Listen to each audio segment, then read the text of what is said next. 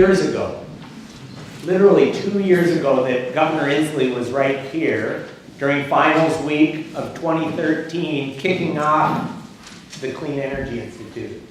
And so now I want to give you a little bit of a progress report where we're at and tell you some of the exciting things that are coming down the pike.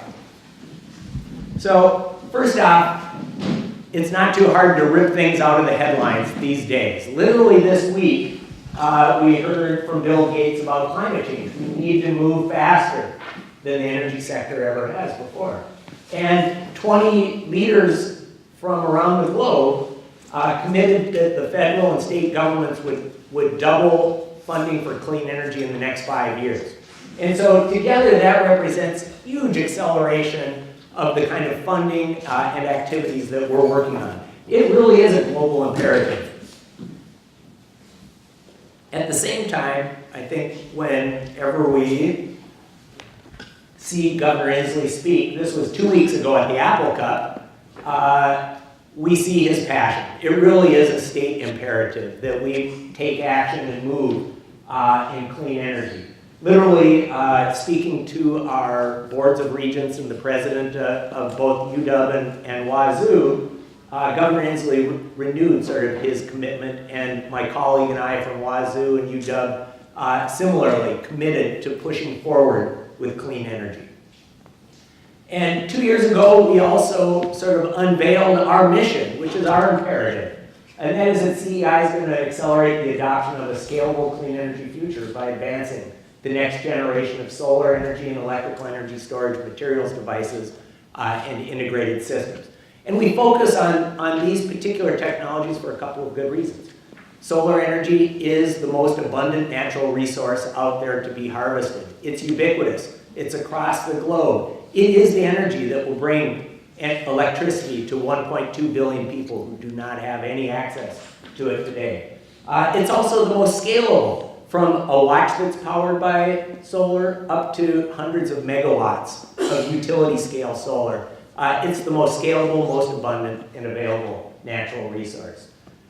Storage is what creates flexibility that allows us to integrate renewables into the reliable grid that we have come to love and rely on. And so that integration into devices and systems is really a critical part that batteries will play a role in. Now, I want to give you a little history. We didn't just start 2 years ago, and I think for many people, the context is really important on how we're positioned to succeed, where we are today and where we're going forward.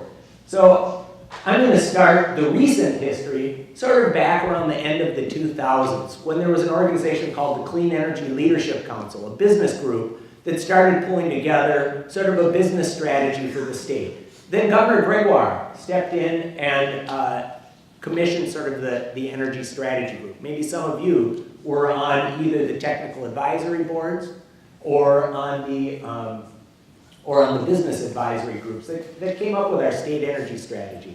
I really enjoyed being on the technical team that sort of laid some of the foundations. When Governor Inslee came in, we turned sort of policy and aspirations into funding. He funded, through working with the legislature, the Clean Energy Fund, which supports industry, grid modernization, matching funds for grants that we're putting in, as well as the Clean Energy Institute. Stepping into that also was the Washington Research Foundation to provide resources so that we could really accelerate hiring. And hiring is critical when we look back further in history. When I think about my time here, I really think that we're standing where we are today in large part because of Photonics Hiring. This was an initiative that took a lot of leadership by the UW, from the Vice Provost of Research at the time, Alvin Quirum, to the Deans in Engineering and Arts and Sciences, and the state had a fund to do cluster hiring. Those hires from really the mid-1990s into the Photonics Science and Technology Center really laid the groundwork for the Clean Energy Institute. The Photonics SDC, that's the euphemism. It's really about Center for Materials and Devices and Information Technology. It was materials and devices. By the end of the 2000s, past 2010, Thomson Reuters did a global ranking of material science and technology programs around the globe, and UW was rated #1 in the world for the impact of the papers that we did. So investments made in the 90s produced scholarship that is foundational today for the Clean Energy Institute. Along the way with Photonics STC, we recognized that our expertise in bringing matter and light together through photonics was valuable for energy. So we did, there were several leadership initiatives. Alex Chen played a critical role, Alvin Querim, and many people in this audience through a series of initiatives that ended up with our partnership with Molecular Engineering and Sciences and the Advanced Materials for Energy Initiative. So this is all going on. It involved external relations, internal relations. I know many of us, maybe in the audience and myself, visited with Representative Inslee in DC. And this all sort of led up to, I think, where we are today. I put in the middle item there, the Pacific Northwest Smart Grid demo, because grid is an important part of this, and PNNL has been a leader in grid technology. They really are the premier DOE lab in that space, and they really asserted the leadership through this $178 million project, which UW was the research partner with PNNL in that regional smart grid investment. So that was the backdrop that when I was going out and talking to people like Shelley and Brock at Keeler Investment Group, when they said, you know, we really find the best opportunities where there's gravitational pull. We have that gravitational pull. On the systems side, the grid operations, we've got UW, PNNL, and Washington State University are outstanding. Together we are amazing, and we've got companies like Itron, the biggest smart meter company in the world, is in the state of Washington. We've got information technology. On the materials and devices side, we have an amazing legacy of strength in that space. And so CEI is building where there's gravitational pull. What are the special things we bring to that now that we are here as an institute? I would say it's innovation, education, and transformation. And I want to talk about examples of each of those. I can't highlight all the things that our 78 CEI fellows do, or our 27 faculty members, or our affiliated members. I can't tell everything, but I can give you a sense of how we're trying to accelerate through innovation, education, and transformation. So here's an example of one piece of work. I could have picked great things in 2D materials or in electron-phonon coupling of materials, but in research discovery, that's our foundation. It's what we build everything from. And here's an example of a project that produced an amazingly high-impact paper that is in an area, perovskites, that is the exciting material in solar energy. It was discovered 3.5 years ago or so, and UW is a leader today because CEI, through the wisdom of our faculty advisory group, started investing early, before we had to get the federal funding and whatnot. The funding has come afterwards, but immediately we got involved and we funded postdocs like Dane to go interact with Oxford University people, Henry Snaith, to really bring together the best of both labs and create scholarship that is really critical for the advancement of this really exciting area. At the same time, we were also investing, again through the wisdom of our faculty advisory group, in Ian and Professor Hillhouse, and they have really a foundational patent in this area. It's an application in photovoltaic architectures incorporating organic and inorganic hybrid perovskites. Again, the wisdom of our faculty advisory group to invest right away in 2013. First investments that we made in seeding new activities was in this material that is just a stunning advance. We're a leader because of it. Similarly, in the grid space, we have been working with the state of Washington and Department of Energy to really build a world-class partnership. There's even a partnership within DOE. They don't usually fund outside of their silos, but this project is funded by both Energy Efficiency and Renewable Energy and the Office of Electricity to bring UW, WSU, and PNNL together around the Transactive Energy Campus. And this is really building off of that smart grid, the Pacific Northwest smart grid infrastructure that was the $178 million investment that DOE made and industry made in our state previously. So we also need to educate leaders. Education is one of the core pillars for CEI. So I love this quote when I was out talking to people in the education space around the city. Ann McMahon's a mechanical engineer, worked at Boeing and McDonnell Douglas, and now is director of the Pacific Science Center. And she emphasized that students need to understand wicked problems, those that are both socially and technically complex.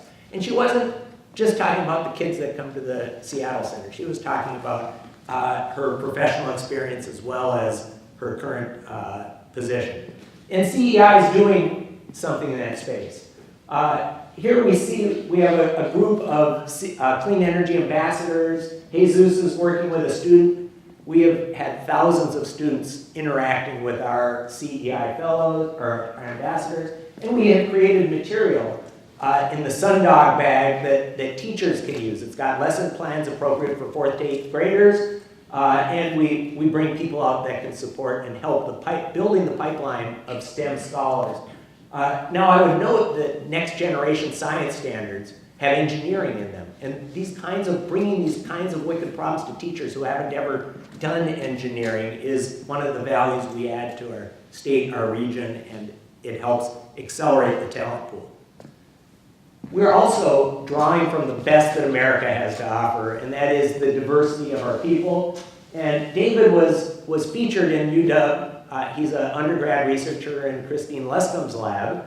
And David didn't have a background that you would expect necessarily would lead to the kinds of successes that he's had today. But he is a force to be reckoned with. He leads 2 organizations that help and support other students and scholars. He's giving back to the community, and he has aspirations to be in graduate school as a McNair Scholarship.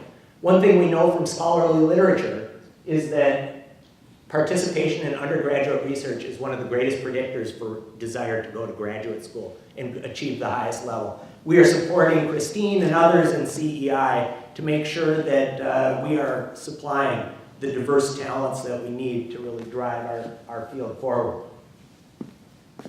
We also are working with the Burke Center, and I see my friends Connie and Pam down there with the Environmental Innovation Challenge. One of the things that helps accelerate is by giving students safe environments where they can perform their art. You know, if you were just a theater kid and all you got to do was practice small bits of the play, it wouldn't be the same as being able to get on the stage and perform.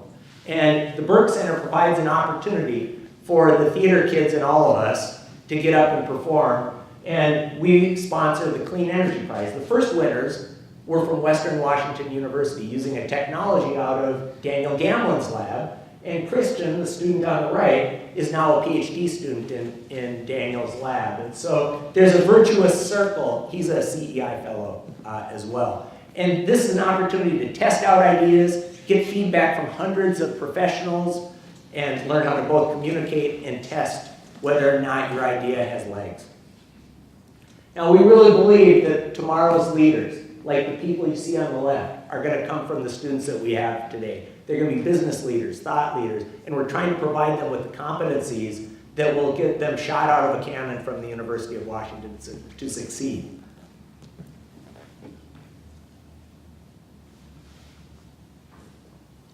So let's talk about the transformation pillar of what we do, our special role. We're a trusted third party as a convener. In many ways, we're trying to break down barriers that might exist. This was a conference we had, Transforming the Future, and it wasn't just a standard conference that PNNL, UW, Wazoo, and the Joint Center for Energy Storage would run. We had in there panels from investors, we had panels from startups, as well as scholarly panels, so that our students got to be together and hear about the challenges of discovery, of the path from discovery to translation to the market. And so it was a great event.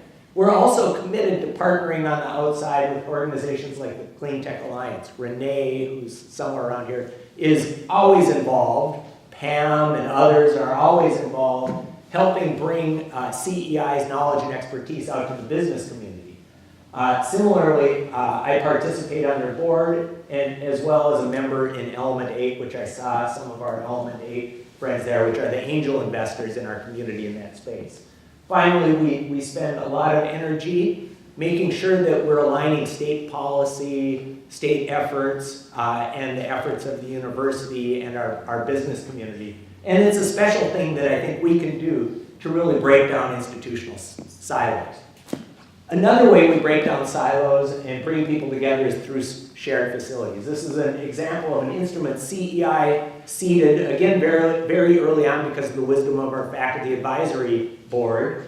And Jerry Steedler took some of the work that had been DOE funded and built a super duper instrument that is just an amazing tool. It does what $1 billion synchrotron does, and it's in the basement of the Molecular Engineering and Sciences building.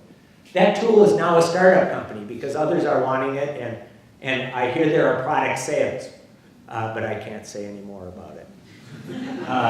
But this is a tool that because we invested, now others, companies and national labs are out buying this instrument, and we're accelerating it globally because we've invested in the science. Another thing I really like about this is that it's great X-ray science, but it's whole cell science. It's science on the entire device and looking through it and understanding what's going on in the full device. So it's pulling us away from the reductionist vision of just looking at one small part of the battery, and we can look at a functioning battery as it's going and being used. So it's bringing people together, both their ideas and new kinds of interactions. Finally, I told you about the Photonics hiring, and we're in a hiring push ourselves because faculty really do seed ideas and bring expertise that allow us to span the amazing scales of challenges and domains that we have to cross. So I show you sort of the scope of what CEI scholarship has in it. Materials and devices, we have this amazing foundation on the left.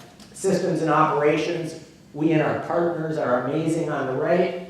And then we're building the team that bridges those people. We have 7 new member faculty in CEI since we were founded 2 years ago.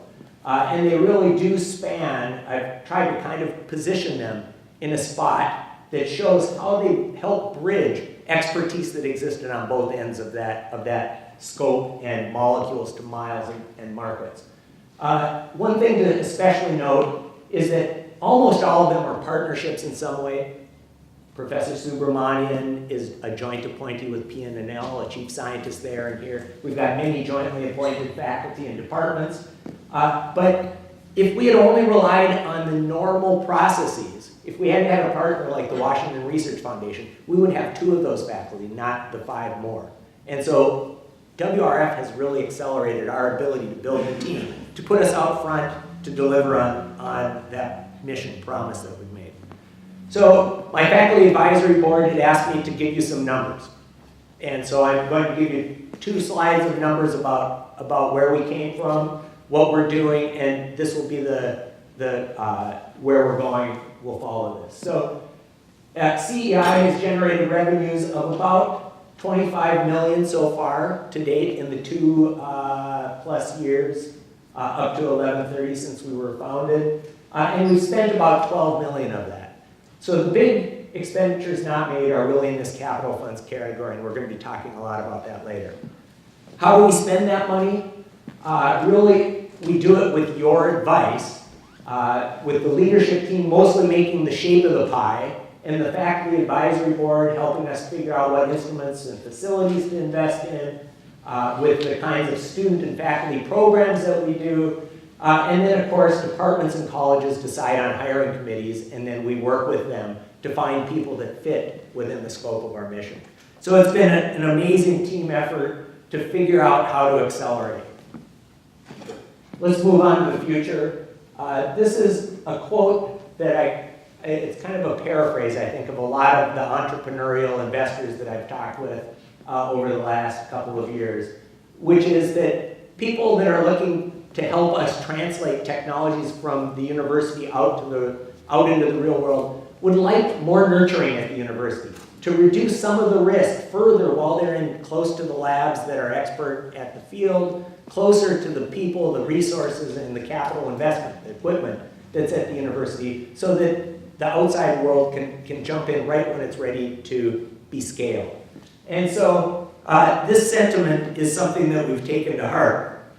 And the legislature just funded this biennium, the Washington State Clean Energy Test Beds. There's some slides around the edge you can see, but let me tell you a little bit about the 3 test beds that together make a whole for us. First test bed I'm going to tell you about, really I'm going to give 2 of them and then we'll go further, is what we call the scale-up and characterization test bed. The goal that was sort of given to the committee of people from faculty and industry, because we really want this to be a portal between our knowledge and the needs of society. The goal was to design a platform for prototyping and testing authentic scale solar and storage devices and the manufacturing processes that could allow them to scale. And then we wanted to make sure that it complements existing facilities that exist in the region on campus at PNNL. And we had a substantial team of people from industry, UW, staff, and faculty helping us in this. They've spent a lot of time over autumn quarter working on this. The second test bed that I'll tell you about is also sort of at the next scale. It's a system integration test bed. The goal of this is to design an evaluation platform for testing the performance of energy devices and algorithms, like the control and prediction algorithms, when they get integrated into real or simulated system environments. Again, this is part of the idea of being able to keep things close to the university, test ideas of ours, and also to bring company partners into this region so that we become a hub of activity where we, the state, and others are investing in the core infrastructure so that they can bring their ideas and get them tested. Well, here's where we're at with the architects now. We're planning on this being a facility in the Bowman building, which is we're going to have about 10,000 square feet of laboratories, test beds. This is a building adjacent to the university building. It's an easy bike ride on the Burke or walk. Here you're standing sort of in the convening area, looking on the right at the scale-up and characterization test bed, and on the left at the system and integration test bed. Now, if you were just looking at the view from this person, right here. And if we look inside, on the top we see the scale-up and characterization test bed, which has regions for, on the top of it, regions for scaling up synthesis. So instead of making little tiny vials of chemicals to make little tiny solar cells or batteries, we now have a scale-up synthesis facility that we'll put in to make buckets full so that we can test at larger scale. In the middle of the scale-up and characterization is device fabrication. We'll have a standard 30 centimeter by 30 centimeter flexible device fabrication and testing platform. Testing is on the left. And then the long skinny thing is our printing press. This is a Washington Research Foundation invested roll-to-roll printer. It's being custom made in Europe right now. It'll be the most unique facility in the United States for turning a bucket of ink into PV and battery materials. On the far left is the testing facilities for the kinds of devices we're building. And we want this to be a site that draws people in. On the bottom is the system integration test bed, where we have the lobby and then sort of a control room. So projects like that, Transactive Campus project, we can look at all the assets on campus, the solar that's on top of the dorms, the batteries that are going to be installed around campus, and we can understand their operation and control and optimization. And we'll have space to do simulation and batteries in there where we can simulate different types of grid operations. And finally, down at the end, we've got computing that can take all the data that is being generated in all of these. So above this space will be great people space so that people in companies, people from different labs can work together. And this is a unique space because this is a EE-oriented systems space. And that's a molecular device sort of space and all the fabrication in between. Our students are going to all be together, and the companies that will come in to use this for scale up will be together. This is what it looks like if you're standing in the device fab area. You're looking out on the grid, on the systems integration side, and you're seeing some of the equipment. And I'll point out the guy with the Oxford PV written on the back of his jacket. Oxford PV, which is the spin-out from Oxford University, where we have a lot of connections and collaborations, some of which I told you about. We're here last week looking to see whether this should be the region where they do their prototype scale up. And so we were pitching them this facility. Don't know whether they'll come, but we want to see those lab jackets. Anyway, so accelerating education. That was really in the innovation and transformation spaces, I think. We really want to make T-shaped graduate students. Doesn't that sound attractive? And I think that in a sense I had a chance to talk with Steve Chu about what we're doing and what we're trying to do. And he expressed sort of a sense that he wished that he would have had what is sometimes called T-shaped competency. Broader knowledge as well as his narrow and deep. Now, I don't think anybody can argue that Steve Chu did very well with his narrow and deep scholarship and that he could quickly learn the T competency, but this is part of firing our students out of a cannon to go into the world, is that we have an opportunity to give them this sort of T-shaped competency while they're here. And so there's a third test bed. I told you about characterization and scale-up, and I told you about systems integration. There's what we call the research training test bed, and the goal here is to design a flexible facility to grow T-shaped scholars. It's a project-based makerspace for students that want to test ideas that really span this range. And I know at one of the first meetings we had about these test beds, I'm pretty sure it was Matt who said, well, I'm working with a chemical engineer. I'm working with an EE, but we've got no spot to bring together what I'm doing with them. And this will be the space where they can do that. We'll have formal education and whatnot in there as well to get students to work there. But if you're a mechanically oriented person, you can find maker spaces to make little mechanical things. If you are an EE sort of person, you can breadboard together little electrical devices. This will be the space where you can breadboard together molecular things. And so we've been doing test fit in the Nano ES building. We don't have a commitment yet from the university that it will be there. We do have space commitments from a couple of other departments to temporarily house it if necessary. But what this test fit is showing is a lab in the Nano ES building where we could fit in our nanoparticle synthesis labs, our grid simulation labs, our solar fuels labs, our semiconductor labs, our solar cell fabrication labs, our battery fabrication and testing labs, and we can put those all in a space where our students could see from the molecules to the miles, and then after they're qualified to go in there, start working in a project-based way. So finally, I want to talk about transformation. I think all of you have probably seen the university is partnering with Tsinghua University in many ways around innovation and other things. Here's a quote from the president of Tsinghua who was taking part in a signing for something that we call the 2+2 MOU colloquially. It's formally got the name Climate Smart Low Carbon Cities MOU, which is an agreement between the state of Washington and Sichuan province. Sichuan is the clean energy provider for the southern China grid. Washington state is the clean energy provider for the western grid of the US. We have a lot of similarities, and our state is extremely trade dependent. Tsinghua University is our partner, and there's all kinds of great attributes in this partnership. At the top level, our university is committed to partnering with Tsinghua, but at the scholar level, Daniel Kirshen did a sabbatical there. He knows their EE group very well. The grid group that is really driving the Sichuan connection is through their grid faculty.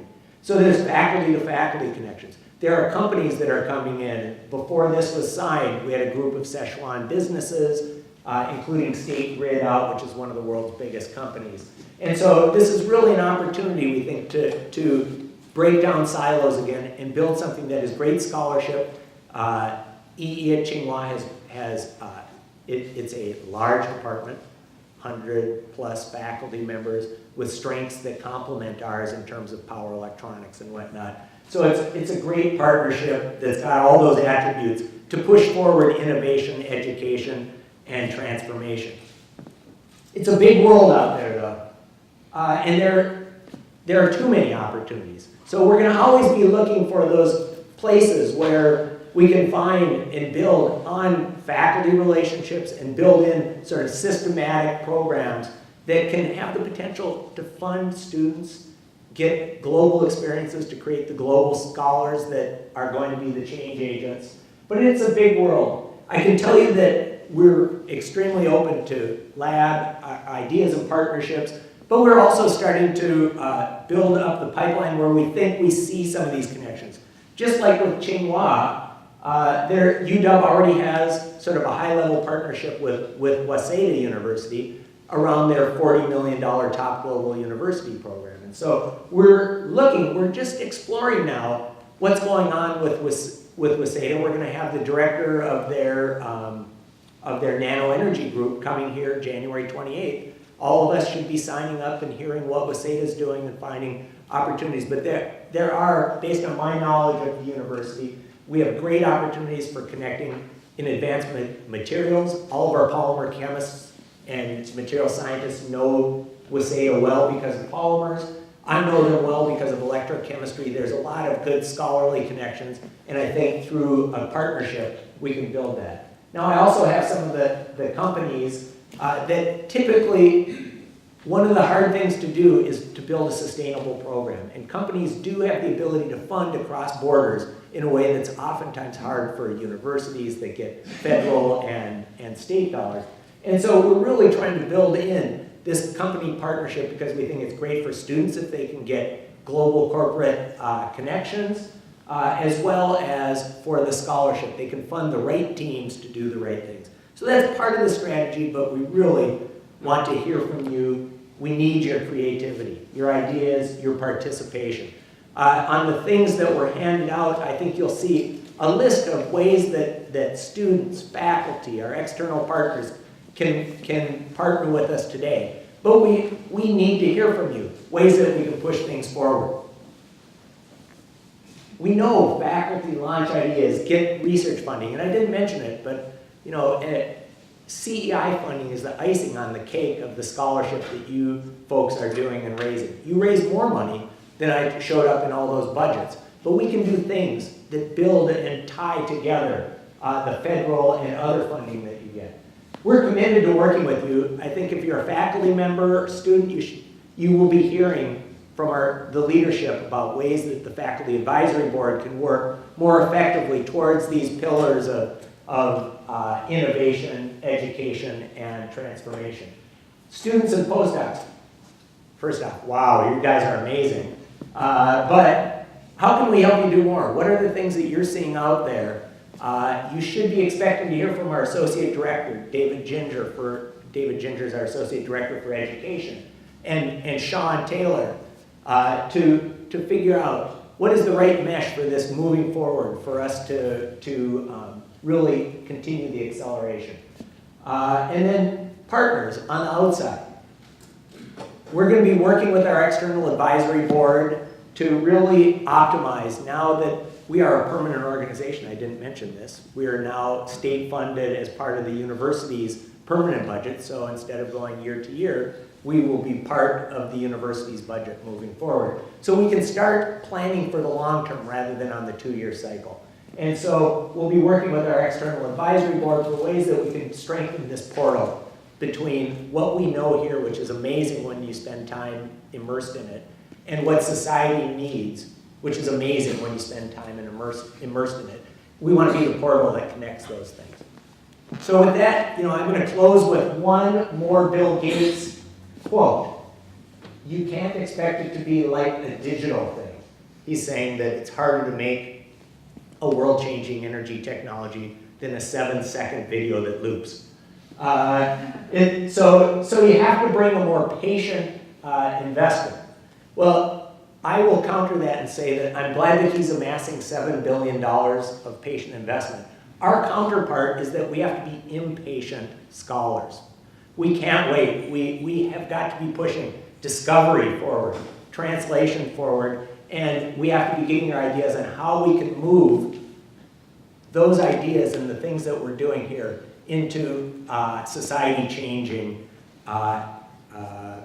systems, devices, and materials. So with that, I'll just say I pulled together all of the partner logos that I had seen, and it's an amazing collection. And we really can't do it without everybody's help. So with that, thank you, and I'd be happy, I went pretty long. I'd be happy to take questions.